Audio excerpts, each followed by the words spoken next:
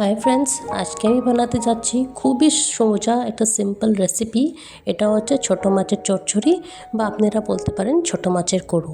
এটা খুব simple ingredients দিয়ে বানানো যায়। আমি দেখিয়ে দিচ্ছি আপনাদেরকে। এটাতে লাগছে ছোটো মাছ। এটা আমি ছোটো মাছগুলো ভালো করে ধুয়ে পরিষ্কার করে রেখেছি।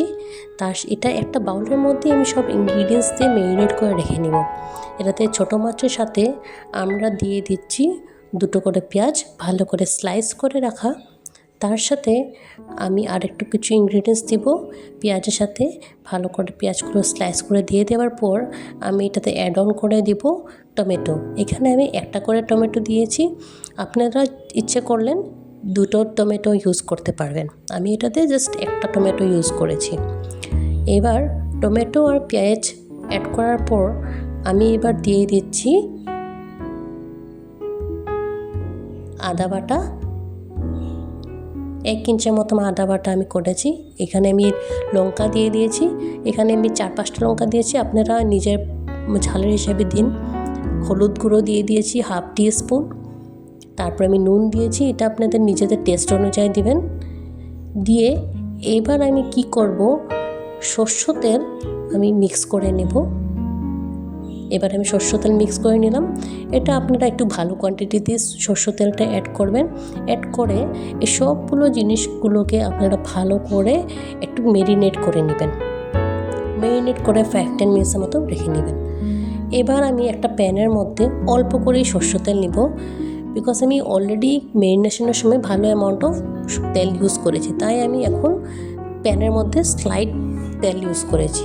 যখন তেলটা ভালো করে গরম হয়ে যাওয়ার পর আমি এবার আমার ম্যারিনেট করে রাখা মাছগুলোকে প্যানের মধ্যে দিয়ে দিব। আর একটা কথা, এই রেসিপিতে মাছগুলোকে বেশি নাড়াচাড়া করতে লাগে না। একবার প্যানে দিয়ে দেওয়ার পর এটাকে ভালো করে ঢাকা দিয়ে একদম কম স্টিমের মধ্যে রেখে অল্প আঁচে রেখে এটাকে করতে হয়, আদারওয়াইজ এটা নষ্ট হয়ে যেতে পারে, পুড়ে যেতে পারে। তাই এটাকে আমি প্যানের মধ্যে ভালো করে দিয়ে স্টিমটা একদম কম দিয়ে ঢাকা দিয়ে রেখে দেব। আর আপনারা নিশ্চয়ই লাইক আর সাবস্ক্রাইব করতে ভুলবেন না। আমি সবসময় আপনাদের লাইক আর সাবস্ক্রাইবের অপেক্ষায় আছি। এবার আমি ঢাকা দিয়ে দিলাম। ঢাকা দিয়ে আমি 10-15 মিনিটের মতো রেখে দিব।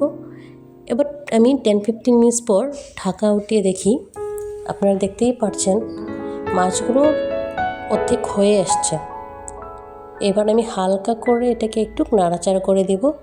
বেশি নাড়াচাড়া করতে যাবেন না, কেন বেশি নাড়াচাড়া করলে মাছগুলো ভেঙে যেতে পারে।